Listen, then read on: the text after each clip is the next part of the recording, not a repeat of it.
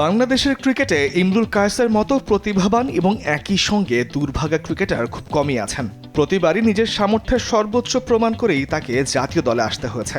অন্যান্য ক্রিকেটারদের জন্য অফুরন্ত সুযোগ থাকলেও ইমরুলের জন্য সেটা ছিল দুর্লভ। নতুন করে দেশে ক্রিকেট বোর্ড যখন হারিয়ে খুঁজছে বোর্ডটির নেতৃত্বকে, ঠিক তখন নিজের সামাজিক যোগাযোগ মাধ্যমে ক্যারিয়ারের হতাশা থেকেই মুখ খুললেন এই ক্রিকেটার। গেলদিন নিজের ফেসবুকে একটি পোস্টে চাপা ক্ষোভ উগরে দিয়েছেন এই ব্যাটার।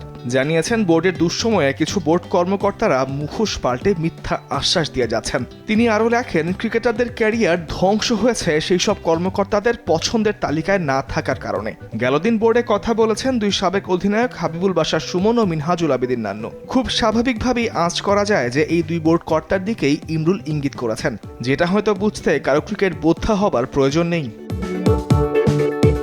এদিকে ইমরুলকে ছাড়িয়ে গেছেন জাতীয় দলের আরেক ক্রিকেটার পেসার রুবেল হোসেন। এই পেসার লিখেছেন, গত কয়েক বছরে দেশের ক্রিকেটকে ধ্বংস করার নেপথ্যে থাকা ব্যক্তিরা ক্রিকেটারদের ক্যারিয়ার ধ্বংস করে এখন ক্ষমতার পালা বদল দেখে রং বদলানোর চেষ্টা করছেন। রুবেল এখানেই থামেননি। জাতীয় দলের বর্তমান কোচ চন্ডিকা হাথুরু সিংহে সহ তার অবৈধ কাজে সহায়তা করে দেশের ক্রিকেটকে ধ্বংস করা ব্যক্তিদের অন্তত আর কোনো দায়িত্বে দেখতে চান না বলেও স্পষ্ট ভাষায় প্রতিবাদ করেন এই ক্রিকেটার নিজের সামাজিক যোগাযোগ মাধ্যমে।